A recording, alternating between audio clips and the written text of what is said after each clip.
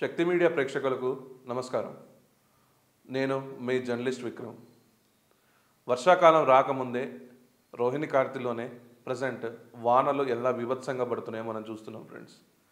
ఈ వాన అనేది ఇప్పుడే ఇలా ఉంటే రాబోయే రోజుల్లో ఎంత బీభత్సంగా ఉండబోతుందో జస్ట్ మనకి శాంపుల్గా చూపిస్తుంది. అయితే ఈ వాన వల్ల సిటీస్లో కానీ మున్సిపాలిటీస్లో కానీ గ్రామాల్లో కానీ చాలా ఇబ్బంది పడుతున్నారు. ఎందుకంటే ఇప్పుడు వాళ్ళన్నీ వెంచర్లుగా మారాయి. ఫ్లాట్స్ తీసుకొని వాళ్ళు వేరే దగ్గర ఉండిపోతున్నారు. ఆ ఫ్లాట్స్లో చేరే వాటర్ వల్ల ఎట్లాంటి డ్రెడ్ఫుల్ డిసీజెస్ వస్తాయో మనకు అందరికీ తెలుసు. ఆ వాటర్ కంటామినేషన్ వల్ల డ్రైన్ సరిగా లేకపోవడం వల్ల ప్లాట్లో ఉన్న చెత్త చెదారం అంతా పైకి తేరి విష జ్వరాలు, విష సర్పాలు అండ్ మన దోమలు, ఈగలు అన్నీ అక్కడ ఫామ్ అవ్వడం జరుగుతున్నాయి. ప్లాటింగ్ డ్రైన్ సరిగా లేకపోవడం వల్ల ఇవన్నీ జరుగుతుంటే ఇక్కడున్న మున్సిపాలిటీస్ దాన్ని కనీసం పట్టించుకోవట్లేదు. కంప్లైంట్ చేసినా కూడా అసలు పట్టించుకునే దాఖలాలు కూడా లేవు ఇక్కడ ప్రజెంట్ తెలంగాణలో. తెలంగాణనే అని ఎందుకు అంటున్నామంటే మనం ఇక్కడ లైవ్గా కొన్ని వీడియోస్ మనం చూసాం మిత్రులారా, ఒకసారి మీరు చూడండి.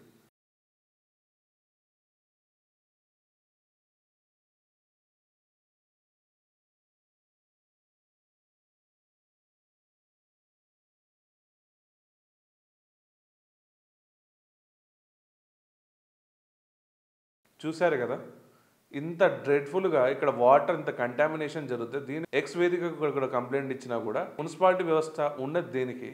ఈ స్టోమ్ వాటర్ అయిన డ్రైన్ లేకపోతే ఆ ఎంటీ ప్లాట్స్ ఉన్న ఓనర్స్ మీద పెనాల్టీస్ వేసేసి ఆ స్టోమ్ వాటర్ తీయొచ్చు కదా, సరైన డ్రైన్ మెయింటైన్ చేయొచ్చు కదా.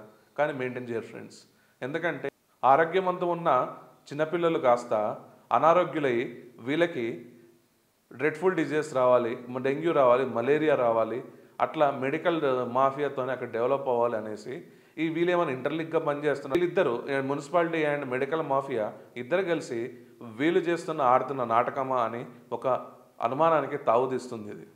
ఎందుకంటే మిత్రులారా, తెలంగాణ స్టేట్ బడ్జెట్లో మొన్న 2025లో ఏమని డిస్కషన్ చేశారంటే మనకి గ్రామాలకు వచ్చేసరికి 31,605 కోట్లు ఓన్లీ గ్రామ పంచాయతీ ఫండ్స్కి రిలీజ్ చేశారు ఫ్రెండ్స్.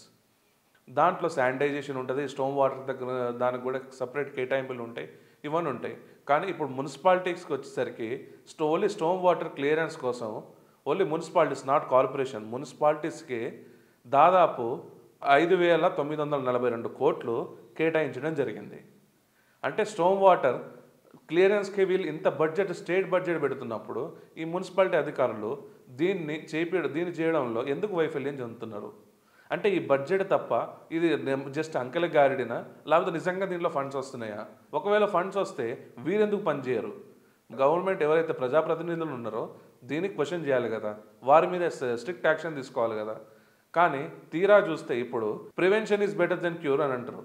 ఇప్పుడు మనం ఇప్పుడు జాగ్రత్తగా పడకపోతే అక్కడ ఏంటంటే మస్కిటో లార్వా పెరుగుతుంది అండ్ స్నేక్స్ లాంటి విష సర్పాలు దాంట్లో తిరుగుతూ ఉంటాయి అండ్ ఇన్సెక్ట్స్ తిరుగుతుంటాయి, విష పురుగులు కూడా తిరుగుతూ ఉంటాయి.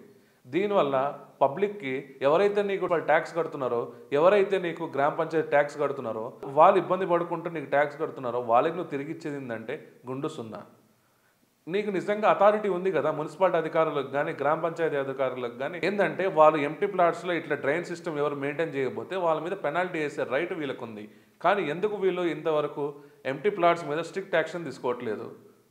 అంటే నేను చెప్పినట్టు మెడికల్ మాఫియాతో మీరేమైనా లింక్ అయి ఉన్నారా అనే క్వశ్చన్కి ఇప్పుడు సామాన్యుడు అడుగుతాడు రేపు నుంచి మిమ్మల్ని.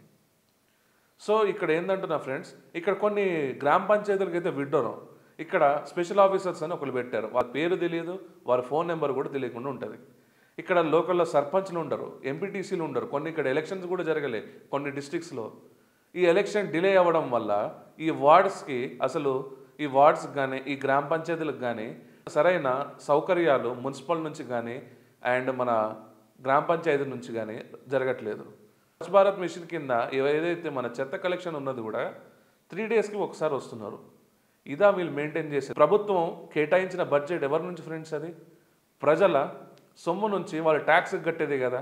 ఆ ట్యాక్స్ కట్టిన ప్రజలు ఇచ్చిన డబ్బుని వారికి తిరిగి వినియోగించడానికి కూడా చేస్తున్నారంటే రేపటి రోజున వీరు మనకి ఎట్లా దిక్సూచి అవుతారు? సో నేను రేవంత్ రెడ్డి గారిని, తెలంగాణ సీఎం గారిని ఒకటే కోరుకుంటున్నాం, ఏంటంటే ఎవరైతే ఈ మున్సిపల్ ఉన్నారో, ఎవరైతే గ్రామ పంచాయతీ ఆఫీసర్స్ ఉన్నారో వాళ్ళని నిజంగా శానిటైజేషన్ చేయమని చెప్పండి.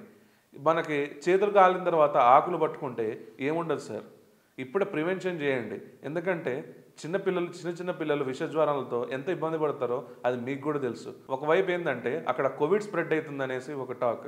ఇప్పుడు ఇటు చూస్తుంటే ఈ వర్షాల వల్ల ఈ ప్లాట్లలో వాటర్ ఉండడం వల్ల డ్రెడ్ఫుల్ డిసీజెస్ స్ప్రెడ్ అవుతాయి. ఇప్పుడు ఈ కోవిడ్ని అరికట్టుకోవాలా, లేకపోతే ఈ డ్రెడ్ఫుల్ డిసీజ్ని అరికట్టుకోవాలా అనే ఒక సందిగ్ధంలో ఒక కామన్ మ్యాన్ ఉంటాడు సార్. మీకు ఓటేసినందుకు వాళ్ళకి శానిటైజేషన్, ఈ స్టోమ్ వాటర్ క్లియరెన్స్ అయినా మీరు చేస్తారని కోరుకుంటున్నాను సార్. మీరు స్ట్రిక్ట్గా యాక్షన్ తీసుకోండి. మీరు డబ్బులు ఇస్తున్నారు, డబ్బు ఇచ్చినోడికి అధికారం ఉంటుంది, డబ్బు పెట్టేటోడికి అధికారం ఉంటుంది. మీరు ఇన్ని ఫండ్స్ ఇస్తున్నారు, ఇన్ని ఫండ్స్ ఇచ్చినా కూడా వీళ్ళు పని చేయడానికి ఏమవుతుంది? సరే సమీక్ష పెట్టండి. ఎవరైతే రెస్పెక్టివ్ కలెక్టర్స్ ఉన్నారో, ఎవరైతే మున్సిపల్ కార్పొరేషన్ వాళ్ళు ఉన్నారో వాళ్ళని ఒకసారి ఒక మీటింగ్ పెట్టేసి ఈ ఎంటీ ప్లాట్స్ మీద ఒక యాక్షన్ తీసుకోవాలని చెప్పేసి కోరుకుంటున్నాం. మీ దగ్గరపాట్లలో ఏదైతే ఇట్లా ప్లాటింగ్లో వాటర్ కంటామినేషన్ అవుతుందో ఆ ప్లాటింగ్ ఫొటోస్ తీసేసి మీ సంబంధిత జిల్లా కలెక్టర్ గారికో లేకపోతే మున్సిపల్ డిపార్ట్మెంట్కో పంపించాల్సిందిగా కోరుకుంటున్నాం. ఈ వీడియో కానీ మీకు నచ్చినట్టయితే లైక్, షేర్ అండ్ కమెంట్ చేయాల్సిందిగా కోరుకుంటున్నాను. జై హింద్ ఫ్రెండ్స్.